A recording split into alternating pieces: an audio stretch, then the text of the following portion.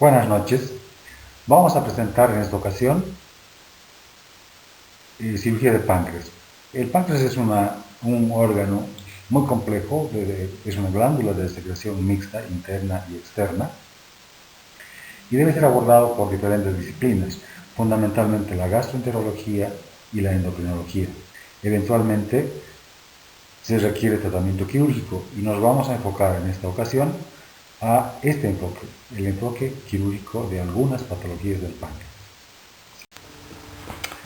En cirugía tenemos que tener en cuenta, en primer lugar, que debemos acceder al lugar donde se encuentra topográficamente ubicado al órgano que vamos a tratar.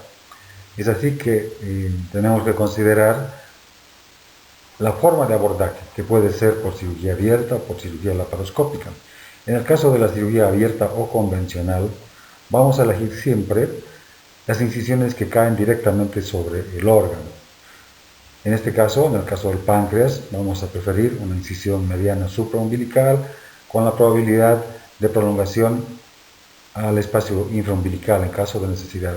También se puede realizar una incisión subcostal izquierda y con prolongación derecha. Esta ocasionalmente algunos cirujanos la mencionan como incisión en boca de horno.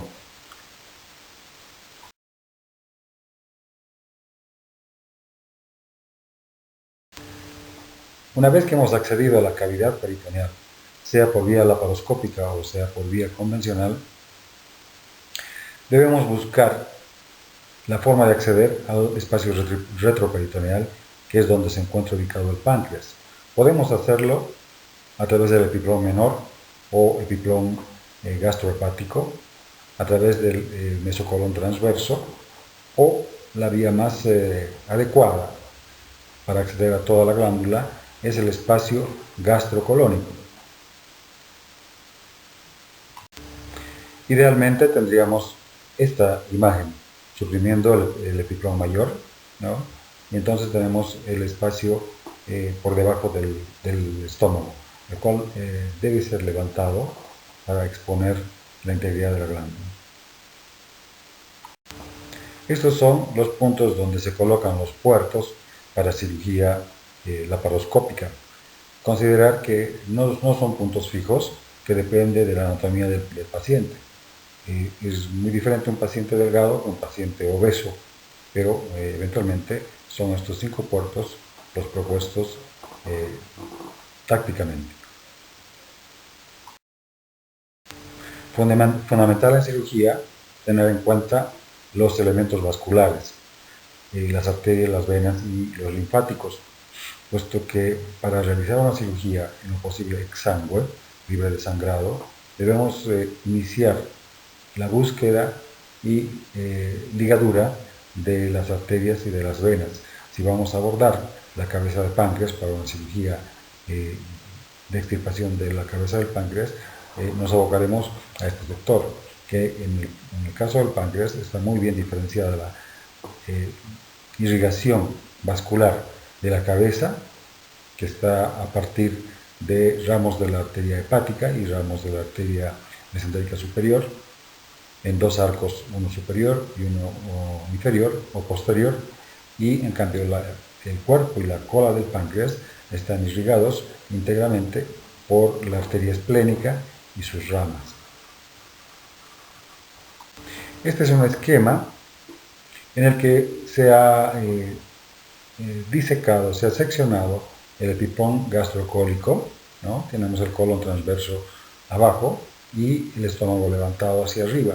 De esta manera podemos visualizar el páncreas en su integridad, como habíamos dicho, un órgano retroperitoneal.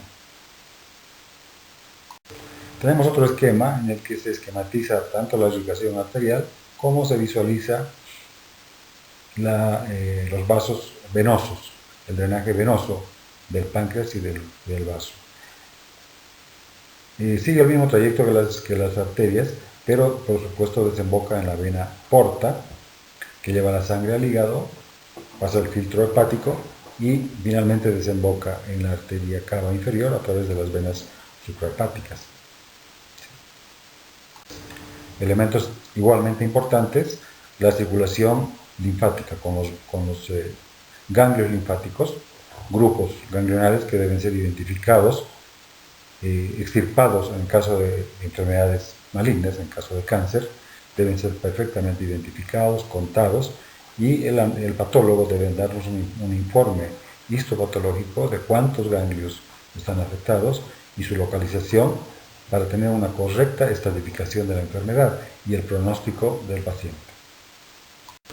Hemos mencionado que el páncreas es un órgano, es una glándula de secreción mixta.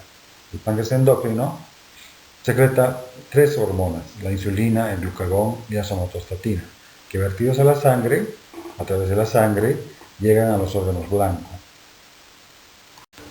El páncreas exócrino, en cambio, vierte su producción mediante el conducto de Wilson al duodeno.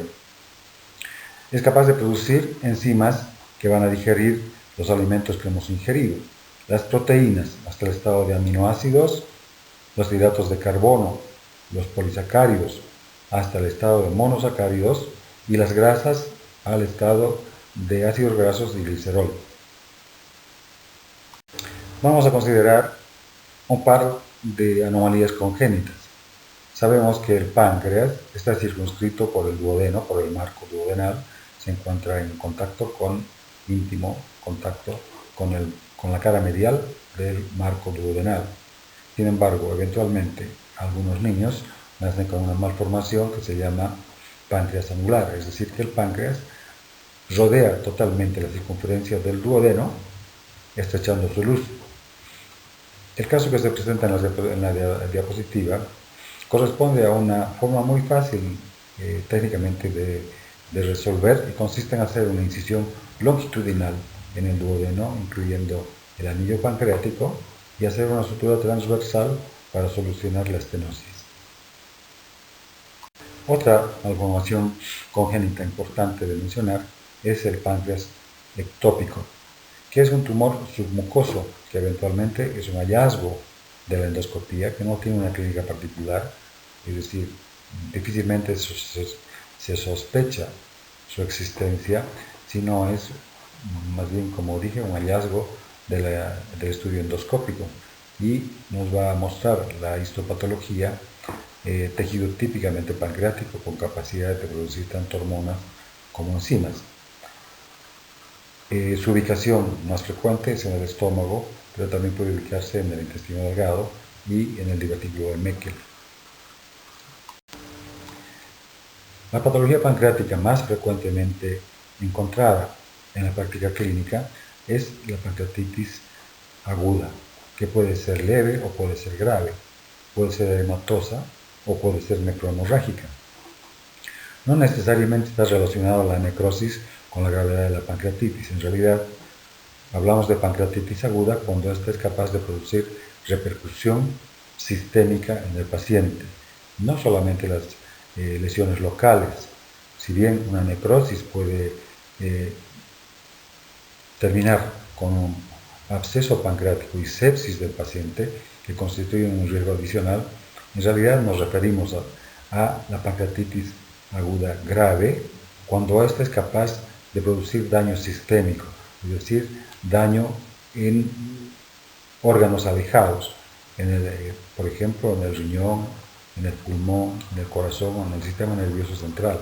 Produce una toxicidad muy importante con grave deterioro del paciente y alta morbimortalidad. Es cierto también que más del 80% de las pancreatitis agudas tienen curso leve y pueden ser incluso subclínicas con muy poca sintomatología y el paciente pasar en su casa. Pero este 20% de pacientes que hacen una pancreatitis aguda grave tienen una alta mortalidad. Por tanto, la pancreatitis aguda debe ser considerada siempre con alta probabilidad de complicaciones. Por tanto, debe ser manejada con mucho cuidado. Todos los pacientes con pancreatitis aguda deben ser internados. La pancreatitis aguda tiene múltiples etiologías. Las más frecuentes son la biliar u obstructiva y la pancreatitis alcohólica. En nuestro medio, la etiología más frecuente es, sin duda, la pancreatitis obstructiva de origen biliar, es decir, que cálculos formados en la vesícula biliar son propulsados hacia la vía biliar principal, obstruyendo el colédoco distal, lo cual impide el flujo de bilis y de jugo pancreático hacia el duodeno. Se produce la activación de las proenzimas pancreáticas dentro del órgano con autodigestión del mismo, conduciendo a el cuadro de pancreatitis aguda obstructiva. En cambio, la pancreatitis alcohólica, que es menos frecuente en nuestro medio, pero muy frecuente, la más frecuente en Europa y Asia, requiere, teóricamente, de la ingesta prolongada de alcohol. Alrededor de 10 años de ingesta cotidiana de alcohol van a conducir a el cuadro de pancreatitis aguda, que puede ser muy grave, probablemente más grave que la pancreatitis de etiología obstructiva. El cuadro clínico de la pancreatitis aguda comprende síntomas y signos. Los síntomas más frecuentes son el dolor, que es de gran intensidad, es tipo continuo, terebrante, con irradiación dorsal, en faja o en cinturón. El paciente tiene náuseas y tiene vómitos incoercibles que no alivian el dolor.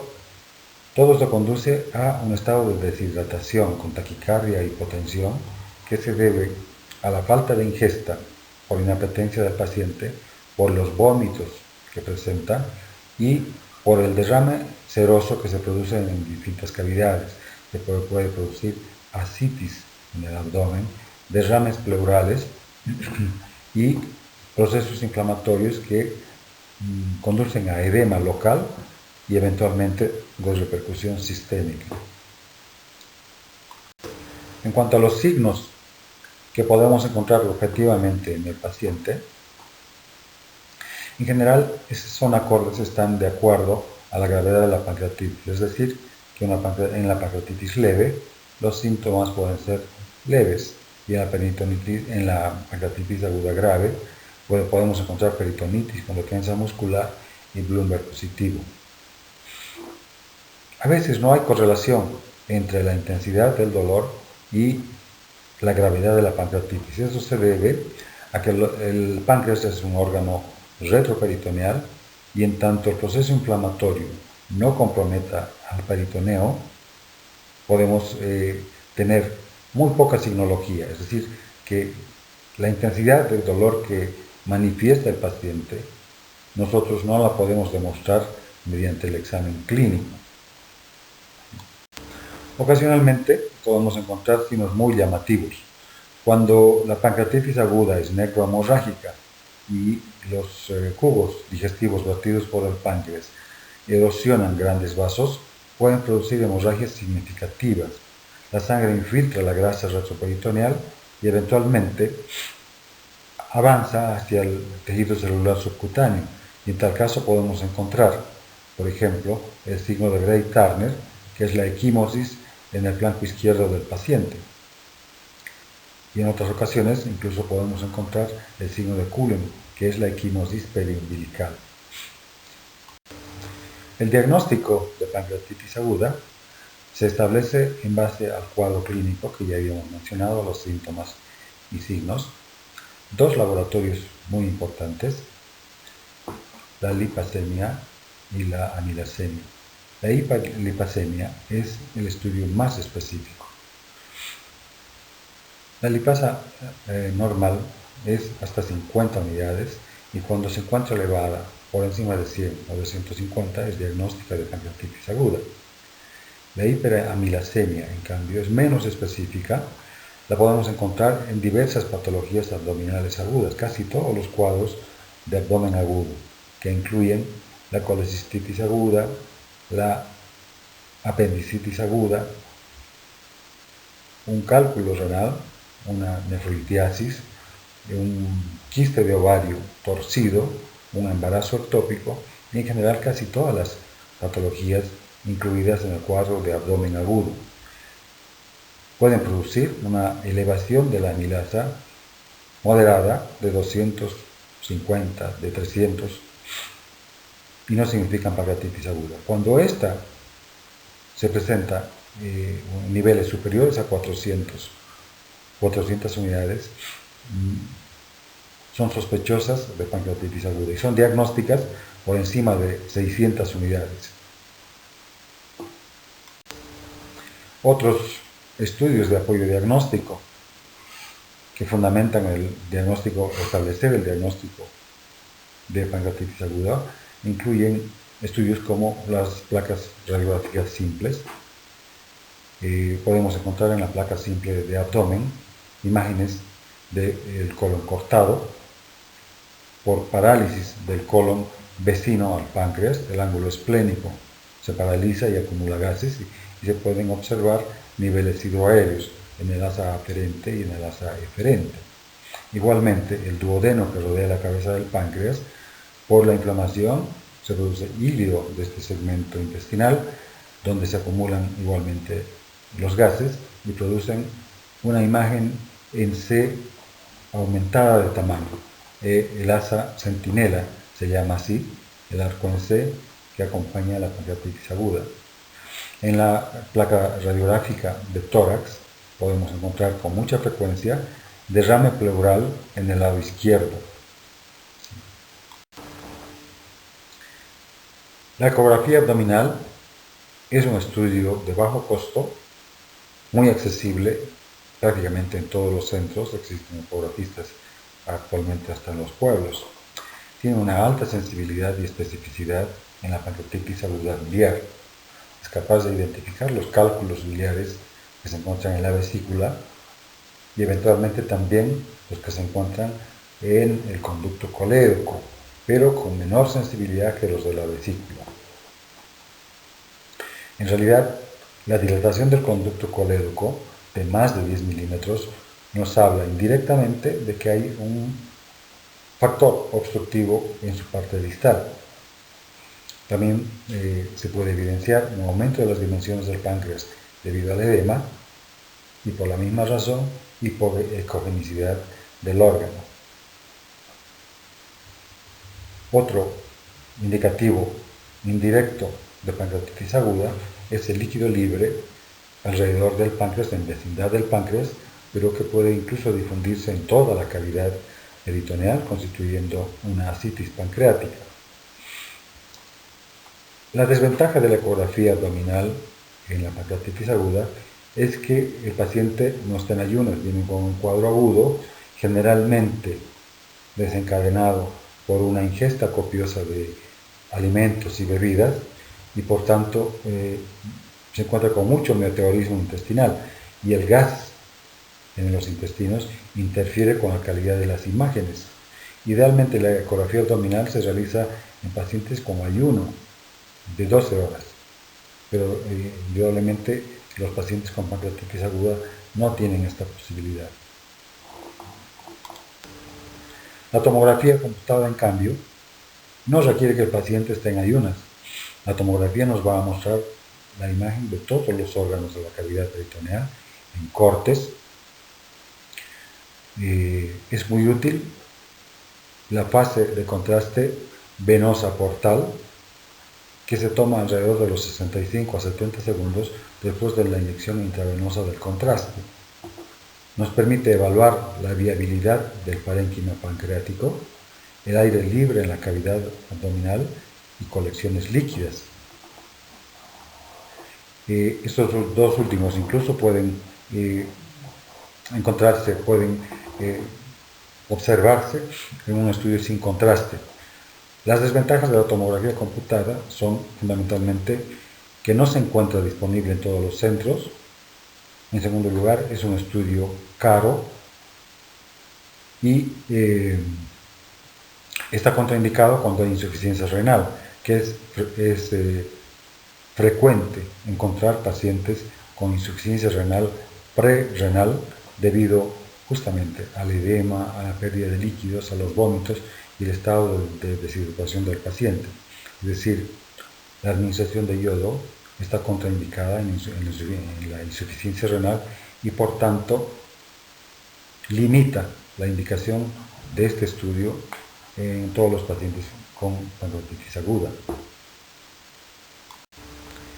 Vemos imágenes tomográficas en las cuales se observa el páncreas con menor densidad, con dimensiones aumentadas y con colecciones líquidas alrededor del páncreas y distribuidas por toda la cavidad peritoneal, incluso retroperitoneal. Vemos alrededor de ambos riñones la colección de abundante cantidad de líquido.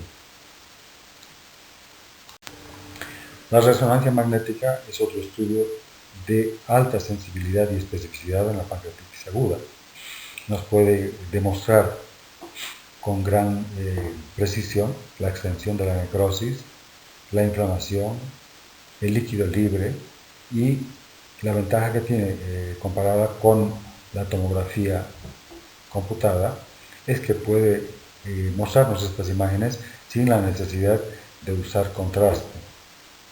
La desventaja que tiene es que es aún más cara que la tomografía computada, es decir, la tomografía computada cuesta 10 veces más que una ecografía y la resonancia magnética cuesta 10 veces más que una tomografía y está disponible solamente en centros de alta complejidad, muy pocos en nuestro medio.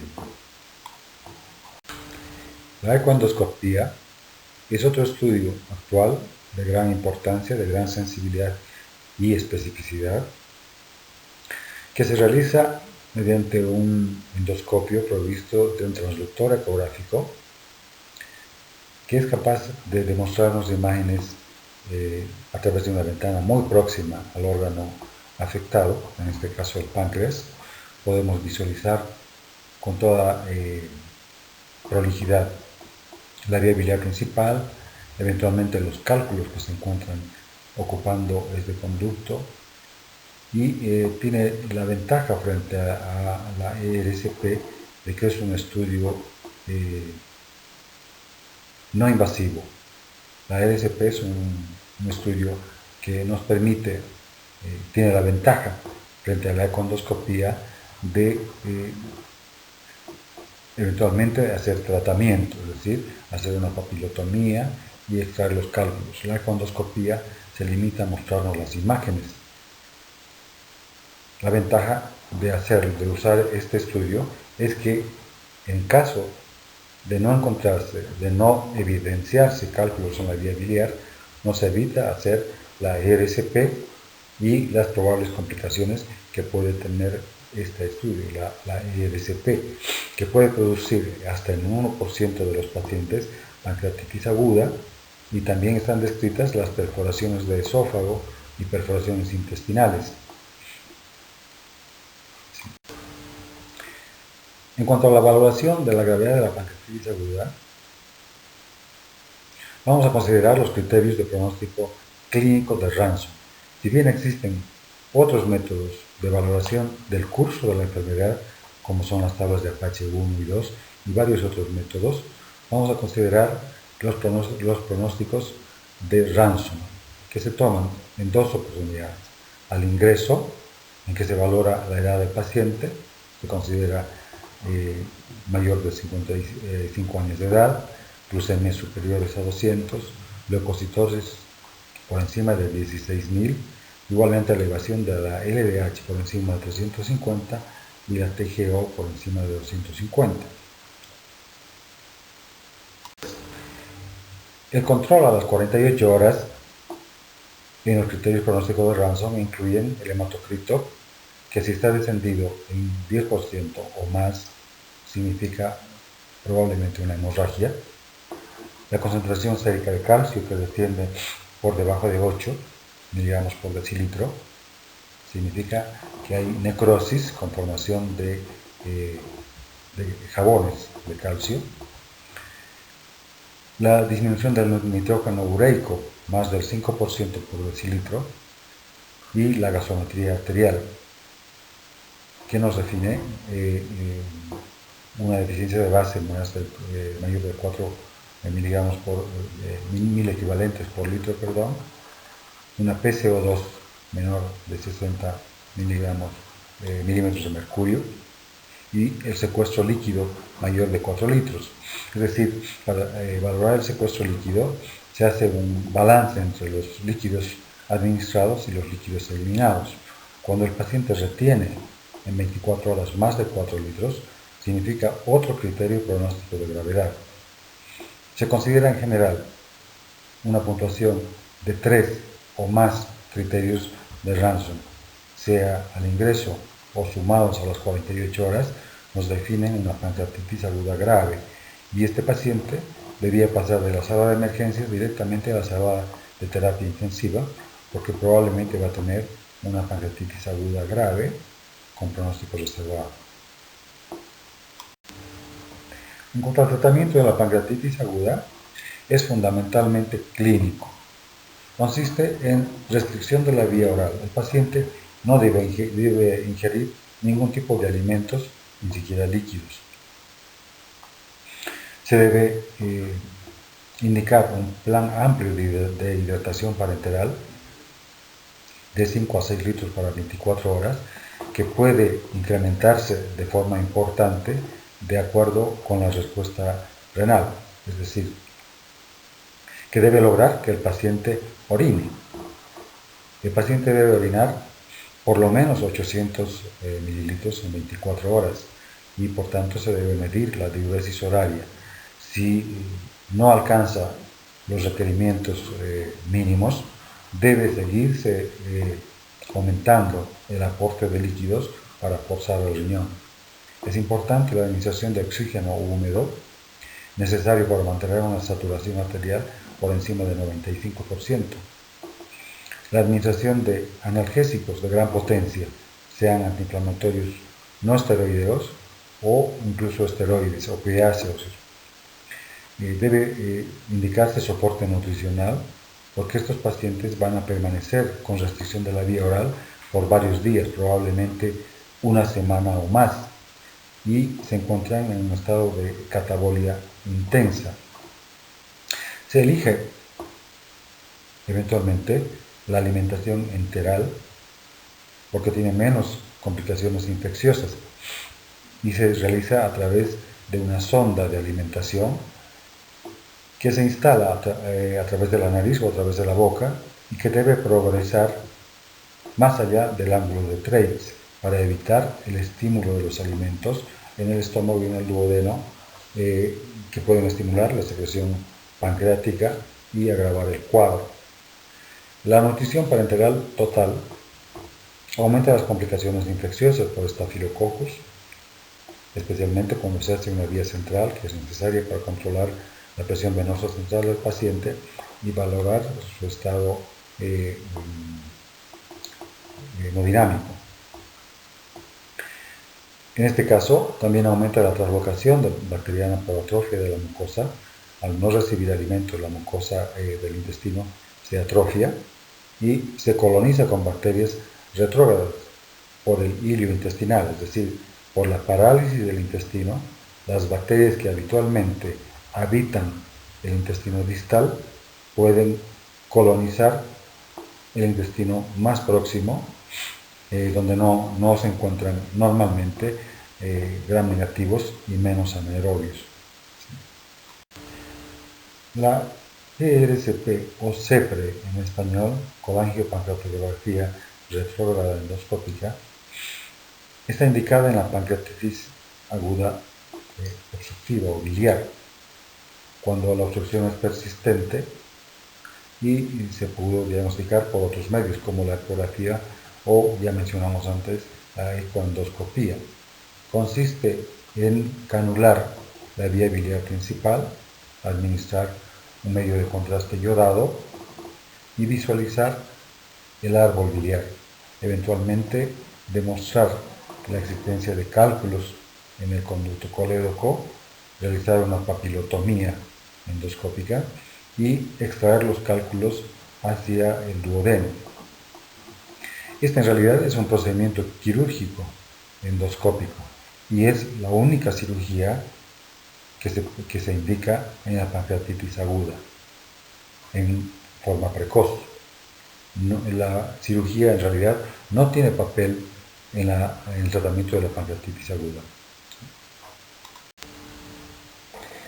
El tratamiento de la pancreatitis aguda es fundamentalmente clínico, como ya lo hemos mencionado. En general, la obstrucción de la vía biliar y pancreática se resuelve espontáneamente en 24 a 48 horas. La colangiopancreatografía retrógrada endoscópica está indicada en la pancreatitis biliar grave, porque en la leve, ya hemos mencionado, que la obstrucción se libera espontáneamente. Cuando la obstrucción es persistente, diagnosticada por otros medios como la ecografía y la econdoscopía, es cuando se puede realizar la colangiopancreatografía endoscópica con papilotomía y extracción de cálculos de la vía biliar. La colecistectomía laparoscópica está indicada en la pancreatitis aguda leve, cuando remite el cuadro clínico, el cuadro inflamatorio agudo del páncreas, para prevenir nuevos episodios de pancreatitis. Es decir, que la extirpación de la vesícula no es un tratamiento indicado para la pancreatitis aguda actual, sino para prevenir en el futuro nuevos episodios de pancreatitis obstructiva en nuestro paciente. En la pancreatitis aguda grave, en cambio, solo se realiza tratamiento conservador. En lo posible, no se debe operar a estos pacientes antes de las 6 semanas de iniciado el cuadro. Y no es recomendable operar a los pacientes con pancreatitis aguda grave, sino no se opera en realidad con intención de curar la pancreatitis, sino está indicada la cirugía en determinadas complicaciones de la enfermedad. Una complicación muy frecuente es la ascitis pancreática, que en general se resuelve espontáneamente porque el peritoneo tiene la capacidad de reabsorber el líquido que se ha producido por el edema y el proceso inflamatorio del páncreas. Otra complicación es la necrosis pancreática, que puede ser estéril o estar infectada. Se indica necrosectomía, como hemos dicho, en lo posible tardía. En lo posible no se debe operar a los pacientes con pancreatitis aguda antes de las 6 semanas. Está demostrado que cuando se opera antes, es decir, en los primeros 14 días, la mortalidad de esos pacientes es del 77%. Cuando se opera entre los 15 y los 29 días, la mortalidad baja al 45%. Y cuando se opera después del mes, la mortalidad cae al 8%. Es decir, que no debemos apresurarnos a operar. La cirugía no es un tratamiento que resuelva la pancreatitis aguda. Otra complicación de la pancreatitis aguda es el pseudoquiste pancreático. Se llama pseudoquiste porque no tiene una cápsula propia, no tiene epitelio que lo cubra. Consiste en una corteza engrosada por depósito de tejido de granulación y de colágeno. Los síntomas son dolor persistente, saciedad precoz, náuseas y vómitos, pérdida de peso y puede encontrarse una hiperamilasemia persistente, prolongada. Lo habitual es que la pancreatitis aguda produce un aumento de la amilasa al inicio del cuadro, pero a las 24 a 48 horas este valor tiende a normalizarse. Si después de una semana encontramos hiperamilasemias moderadas de 250, de 300 unidades por decilitro, debemos sospechar la formación de pseudoquistes. Los pseudoquistes pueden estar en comunicación con la vía biliar principal o no. Pueden ser de tamaño variable y deben ser observados por controles ecográficos o por controles tomográficos. En general, los derrames líquidos producidos por la pancreatitis aguda se reabsorben por la capacidad que tiene el peritoneo de extracción. Sin embargo, cuando se encuentran colecciones que no se reabsorben, especialmente en vecindad del páncreas, en comunicación con el conducto pancreático principal, es posible que la capacidad de reabsorción del peritoneo sea menor que la de producción de líquido por la fístula, por la comunicación con el conducto pancreático. Y entonces, si estos pseudoquistes que se han formado se extienden más allá de las 6 semanas, deberán ser tratados mediante cirugía. En general, el tratamiento de cualquier patología va de menos a más, es decir, hay que tratar de ser lo menos agresivos posible. Actualmente se trata de realizar un drenaje endoscópico del pseudoquiste si éste se encuentra en proximidad de un órgano, por ejemplo, como el estómago o el duodeno, y a través de la endoscopía y de una ecoendoscopía se localiza la relación entre la cavidad del estómago, por ejemplo, y la cavidad del quiste. Si el tabique que separa estas dos cavidades es menor de 1 centímetro, el endoscopista puede con toda facilidad realizar una incisión mediante un electrocauterio en el estómago, producir una fístula, una comunicación del estómago con el pseudoquiste, facilitando el drenaje del líquido y con la solución de este pseudoquiste por este medio, menos invasivo. Cuando no se puede realizar el tratamiento endoscópico, sea porque no hay accesibilidad a esta posibilidad en el medio en que uno se encuentra, o porque el pseudoquiste no está en relación cercana con el estómago o con el duodeno, se debe realizar una intervención quirúrgica que puede ser laparoscópica o por vía abierta, y se debe lograr una comunicación del estómago con el quiste, haciendo una cistogastrostomía. Como se muestra en las imágenes, puede ser a través del estómago, es decir, el pseudoquiste está en contacto con la cara posterior del estómago. Entonces, para abordarlo, se recomienda hacer una gastrotomía, es decir, una incisión en la cara anterior del estómago, abrir la cavidad del estómago y luego hacer otra incisión de la pared posterior del estómago y comunicarla con el pseudoquiste. Se hace una sutura en esta incisión, en esta cara posterior del estómago y el pseudoquiste con fines hemostáticos y finalmente se cierra la gastrotomía anterior.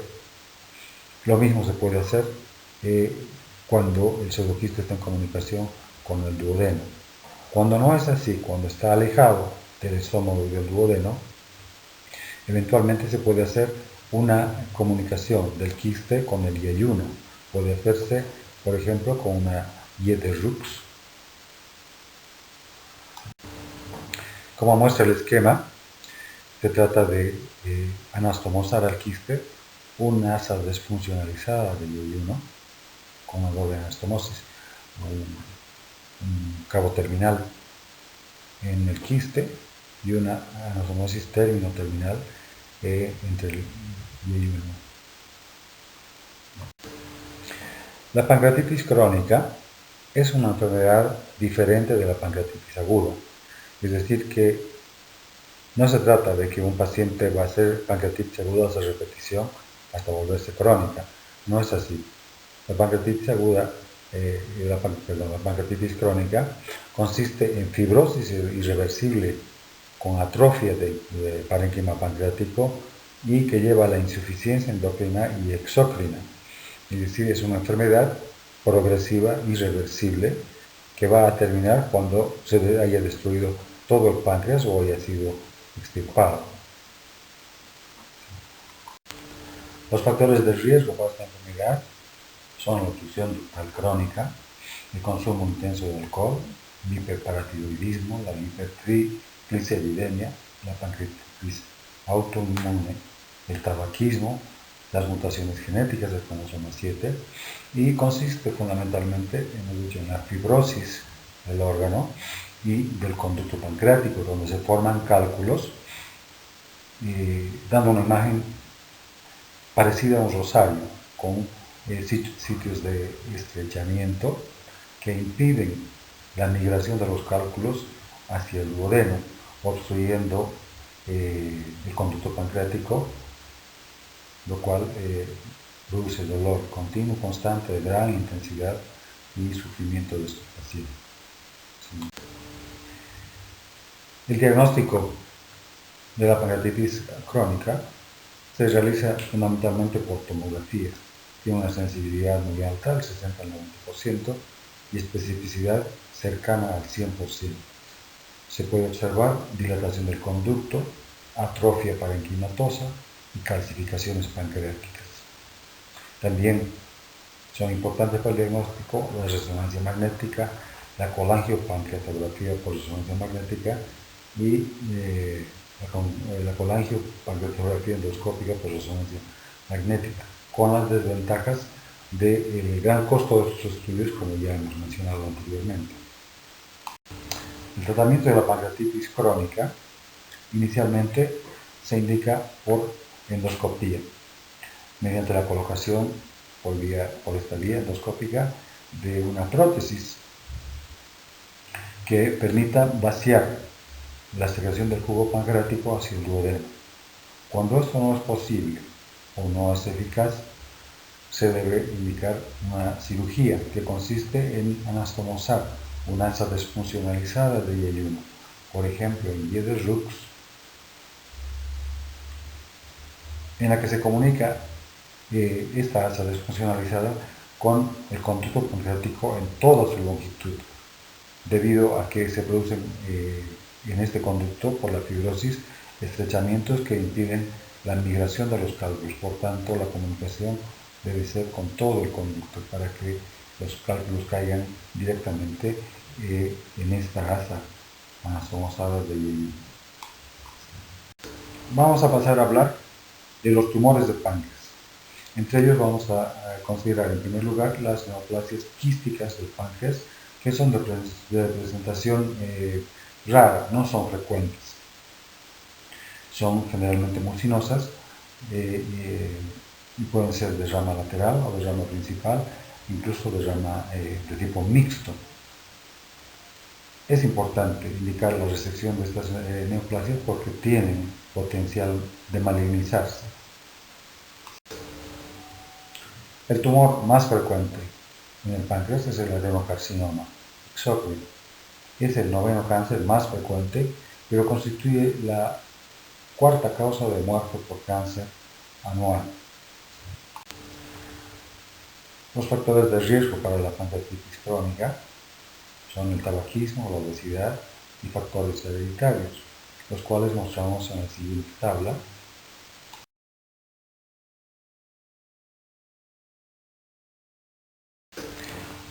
Las manifestaciones clínicas del cáncer de páncreas dependen de la localización del tumor. El tumor puede ser diagnosticado por ecografía, por tomografía, por resonancia magnética. Cuando su localización es en cabeza de páncreas, cuando se tiene un cáncer periampular, los síntomas más importantes son la ictericia, que frecuentemente es indolora, pero la ausencia de dolor no descarta la posibilidad de un cáncer. En general, es llamativo encontrar a un paciente ictérico con un vesículo palpable y sin dolor, cuando sabemos que en los cuadros agudos de obstrucción de la vía biliar, el dolor es el síntoma más importante.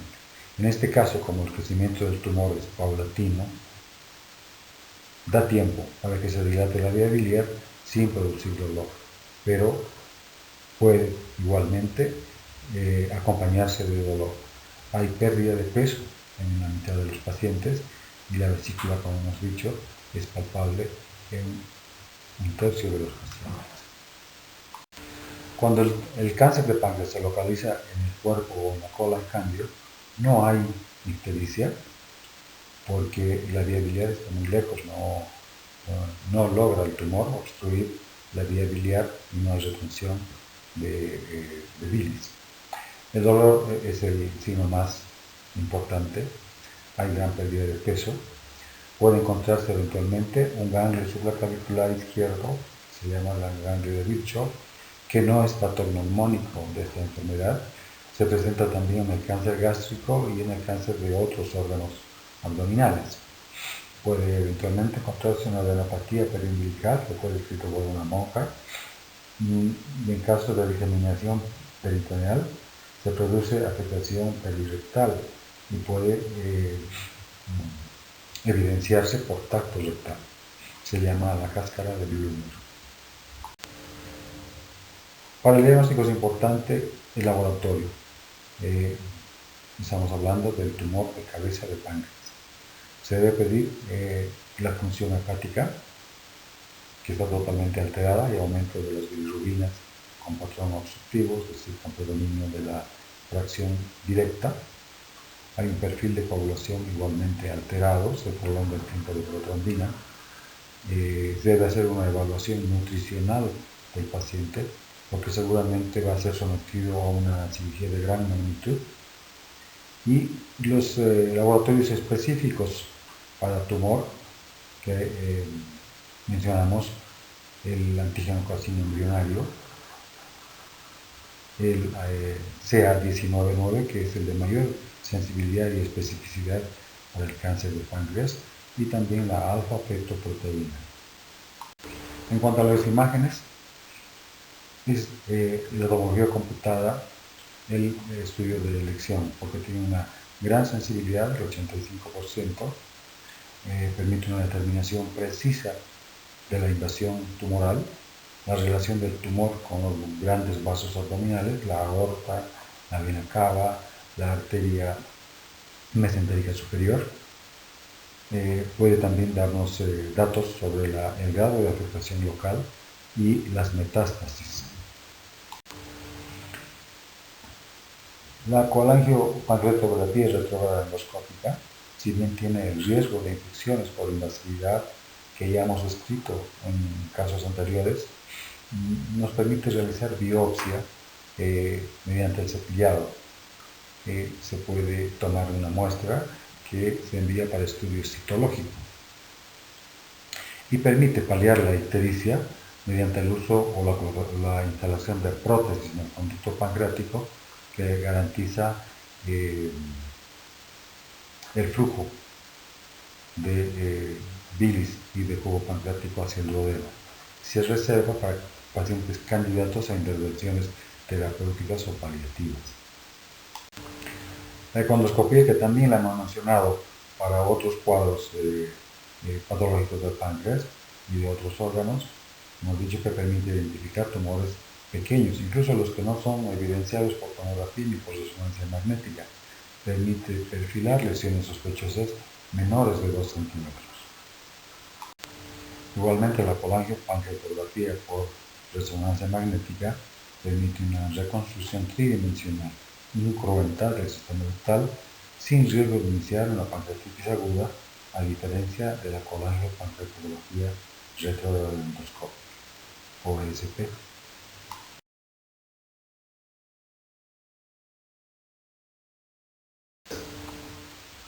La estratificación del tumor es fundamental para plantear la conducta que se va a tomar con este paciente.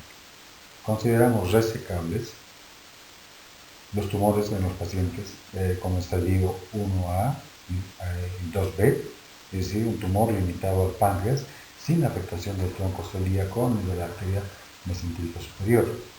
Son no resecables los pacientes que tienen una enfermedad con afectación de estadio 3, con tumor grado 4, que comprometen el tronco celíaco o la arteria mesentérica superior. La laparoscopía puede ser un estudio adicional que nos puede evitar hasta un 30% de laparotomías en pacientes estratificados por imagenología como resecables. Es decir, la visión directa de la cavidad peritoneal puede demostrar una siembra peritoneal, una extensión de la enfermedad local, una invasión de órganos vecinos que no ha sido posible por imágenes indirectas. El tratamiento quirúrgico sigue siendo potencialmente de mejor alcance curativo. Cuando el tumor se localiza en la cabeza del páncreas, se plantea realizar la operación de Whipple, que es la duodenopancreatectomía cefálica. En estos esquemas se muestra los órganos a ser resecados y la reconstrucción que debe realizarse después de esta resección masiva de órganos, en la que es necesario realizar 3 anastomosis. Una de la vía biliar con el asa de IE1, la anastomosis del estómago con el IE1 y del páncreas con el IE1. Este esquema nos muestra una manera de hacerlo que no es la única. En realidad es importante que estén hechas las 3 anastomosis, pero dependiendo de las características anatómicas del paciente, hay varias posibilidades que vamos a mostrar en las siguientes imágenes. Como vemos, estas son alternativas de reconstrucción que hemos planteado antes de la resección masiva de órganos del páncreas y del marco duodenal. Se puede anastomosar la vía biliar principal, el colédoco con el asa duodenal, e incluso se puede conservar la vesícula y anastomosarla con el duodeno o con el IE1, dependiendo de si la cirugía tiene intención paliativa o intención curativa.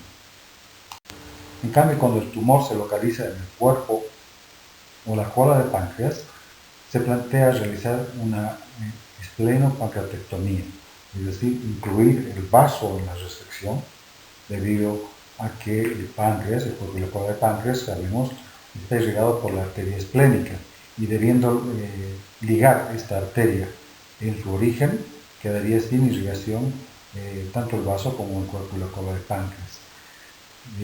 La dificultad de realizar esta cirugía en realidad está dada por que la sintomatología es tardía. El compromiso de las arterias esplénicas no contraindica la cirugía porque se van a resacar en bloque, y en cambio el compromiso del tronco celíaco sí la contraindica. Este es el esquema de la resección en bloque del vaso con el cuerpo y la cola del páncreas. Esa es la presentación del tema. Espero sus preguntas, ampliaciones eventuales, y les agradezco por su participación, por su asistencia.